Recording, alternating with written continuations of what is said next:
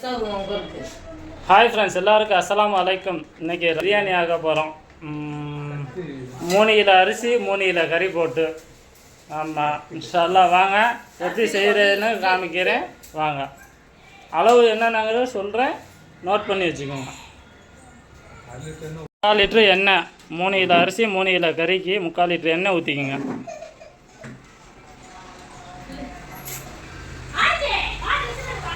பட்டை ஏலக்காய் ஒரு 10 கிராம் போடுங்க. பட்டை ஏலக்காய் ஒரு கிலோ வெங்காயமா, 1.5 கிலோவா? வெங்காயம் 1.5 கிலோ.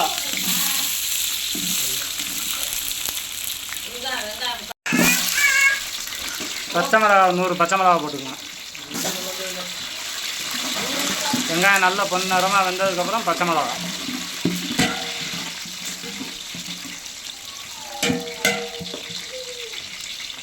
அடுத்து 1 கிலோ தக்காளி,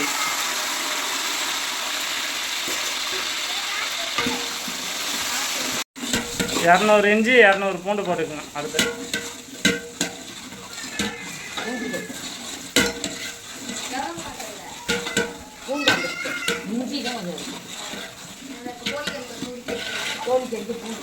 தேவையான அளவு உப்பு போட்டுக்கோங்க.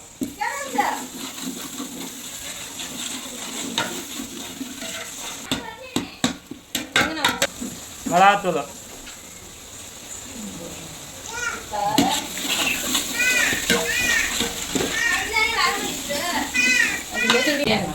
பிரியாணி மசாலா ஒரு 3 ஸ்பூன் போட்டுக்கோங்க.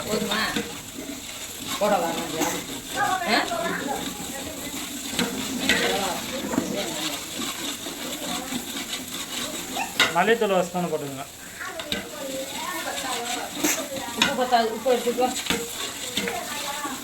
அடுத்து அரைக்கட்டு மல்லி, அரைக்கட்டு புதினா போட்டுக்கோம். அதில்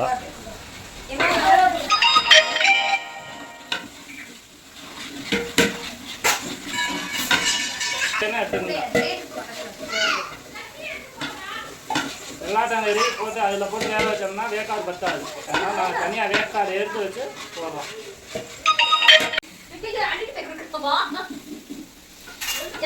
அது ஒரு இதில் ஊற்றி வச்சு அதுக்கப்புறம் ஊற்ற சொல்லு. 150.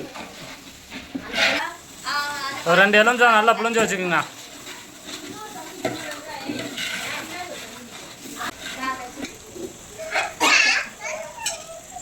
மூணு கிலோ கறி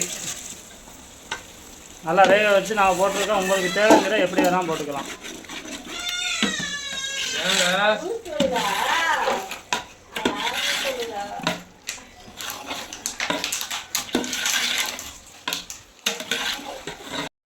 ஒரு படி அரிசிக்கு 2 படி தண்ணி. நம்ம கறியை வேக வச்சோம்ல, அந்த கறி தண்ணியவே அதிலே அளந்து அப்படியே ஊற்றுறோம்.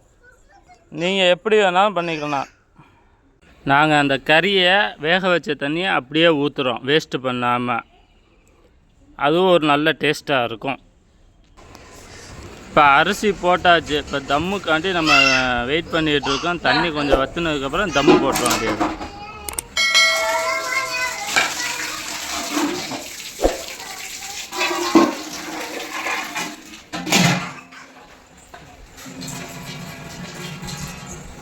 சாப்பாடு இந்த லெவலில் வந்ததுக்கப்புறம், இந்த லெவல் தண்ணி வந்ததுக்கப்புறம் தம் போட்டுக்குங்க. தம் போட்டு அவன்கிட்ட ஒரு 25 நிமிஷம், 20லேருந்து 25 நிமிஷம். அதுக்கப்புறம் நீங்கள் தம்மை உடச்சிடுங்க. தம்மை உடச்சிட்டு அதுக்கப்புறம் நெய்யை ஊற்றி அப்படியே லைட்டாக மேலாக நெய், உங்களுக்கு எந்த நெய் இருக்கோ ஊற்றி அப்படியே கிண்டி விட்ருங்க. அப்படியே கிண்டி விட்டு அதுக்கப்புறம் பிரியாணியை எடுத்து அப்படியே சாப்பிட்டு பாருங்கள். வேறு லெவல் டேஸ்ட்டு இருக்கும்.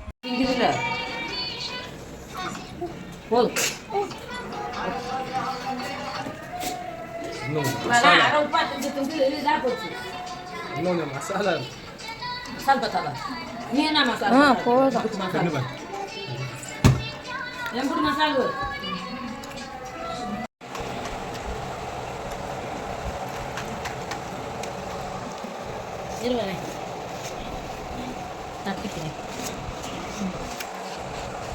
சேர்த்து